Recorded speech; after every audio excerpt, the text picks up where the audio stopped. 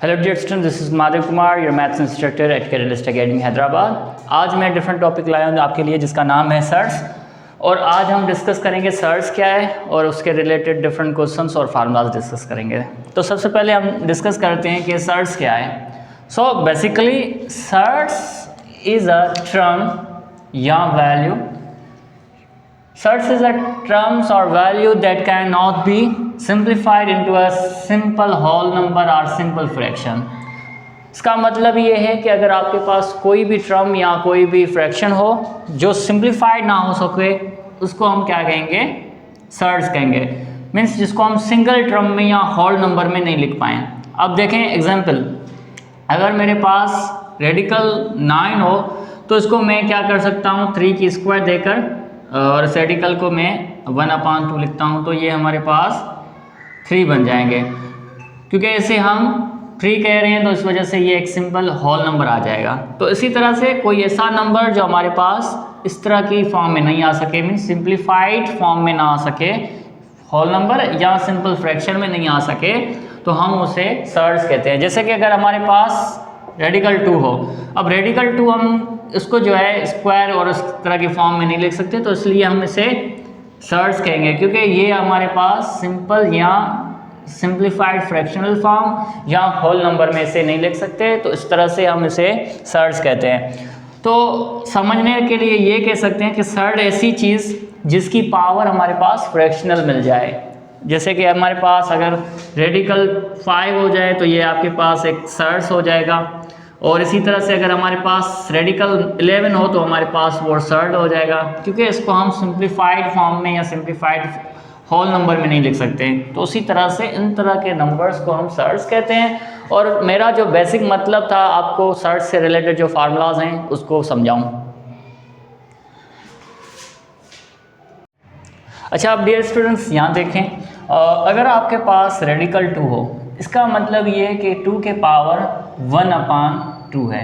और इसी तरह से अगर आपके पास रेडिकल 3 हो, इसका मतलब है आपके पास जो है यहाँ पर 3 की पावर 1/2 है। इसी तरह से अगर आपके पास 3 हो तो उसका मतलब ये है, अगर 2 की इस तरह से इंडेक्स हो आपके पास, तो इसको जो है हम इस तरह से लिखेंगे 2 की पावर 1/3।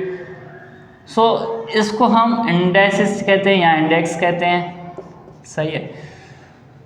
तो यहाँ पर इसको इंडेक्स कहते हैं और ये इसका रेडिकेंड होता है। तो ये चीज़ आप जहन में रखना है, क्योंकि अब मैं कुछ फार्मूलाज हैं जो कि आपको सिलेबस में जो कि क्वेश्चंस होंगे उनको सोल्व करने में आपको इजी होगा, तो वो फार्मूलाज मैं यहाँ पर डिस्कस करता हूँ। तो देखें, सबसे पहले ये कि अगर आपके पास कोई भी दो बेसिस आपस में, इसको रेडिकेंड कहते हैं। तो रेडिकेंड जब आपके पास दो मल्टीप्लिकेशन में हो और उसके ऊपर n इंडेक्स हो।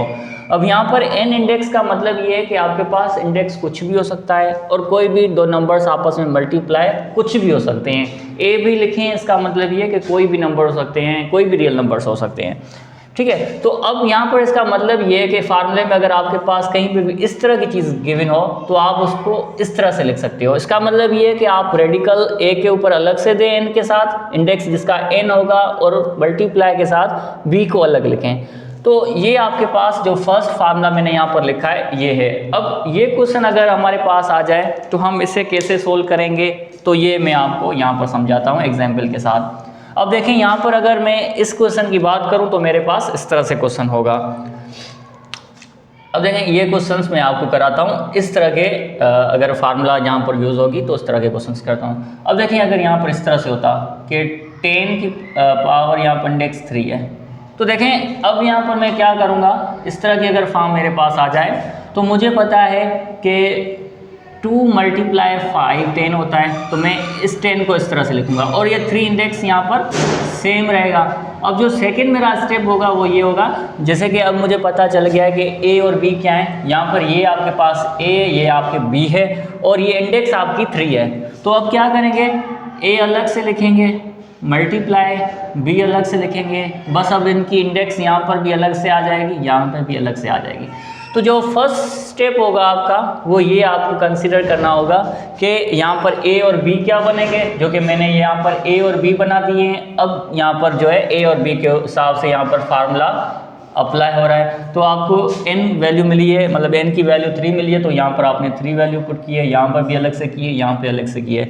तो ये डिफरेंट फार्मूलाज है जो कि आपने यहाँ पर इसी तरह से समझने हैं और सॉल्व करने हैं। अब मैंने एक दूसरा फार्मूला लेना है। अब यहाँ पर देखें, ये मल्टीप्लाई हो रहे थे और यहाँ पर ये डिवाइड हो रहे हैं। इसका मतलब कि कोई एक नंबर दूसरे नंबर से डिवाइड हो रहा है और उसकी पावर, मतलब उसकी जो इंडेक्स है वो आपके पास n है। इसका मतलब ये कि ये कहना चाह रहा है कि आप जो है a को अलग इंडेक्स के साथ लिख सकते हो और b को अलग इंडेक्स के साथ लिख सकते हो। तो अब यहाँ पर ये जो इसका सेकेंड क्वेश्चन है वो मैं यहाँ पर समझाता हूँ। अब देखिए कुछ इस तरह से हो और इसकी पावर जो है आपके पास 5 हो, इंडेक्स आपकी पावर 5 हो, तो आप इसको ऐसे भी लिख सकते हैं कि 1 की पावर इंडेक्स 1 है और यहाँ पर 5 हो जाएगी।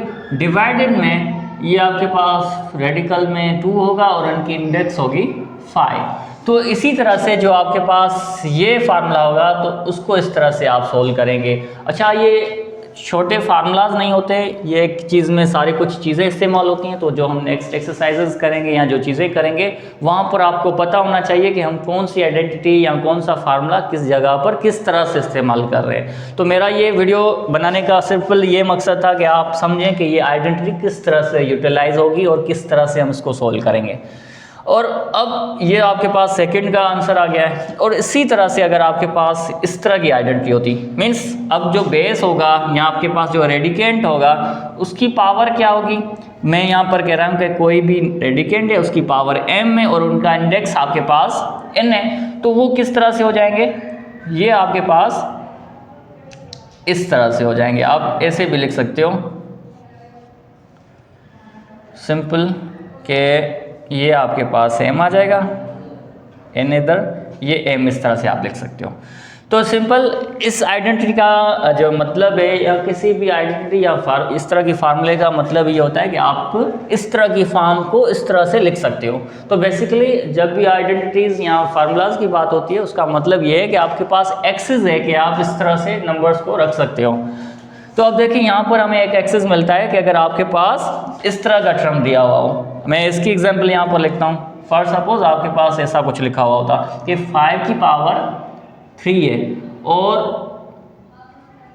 यहाँ पर कुछ 6 मैंने लिखता हूँ या यहाँ पर 5 लिखता हूँ। अब कह रहा है कि इस फार्मूला या इस आइडेंटिटी की मदद से हम ऐसा भी लिख सकते हैं। कैसे लिख सकते हैं, हम यहाँ पर ऐसे भी लिख सकते हैं कि 5 और यहाँ पर 5 लिखें और ये जो मल्टीप्लाई 3 हो रहा है ये होल में हम लिख सकते हैं। तो ये जो थर्ड नंबर हमारी आइडेंटिटी है वो ये हमें कहती है कि अगर आपके पास m सिर्फ इसके ऊपर मल्टीप्लाई मतलब पावर है तो वो सारे के ऊपर भी आ सकती है। तो ये आपके पास जो है थर्ड नंबर आइडेंटिटी है।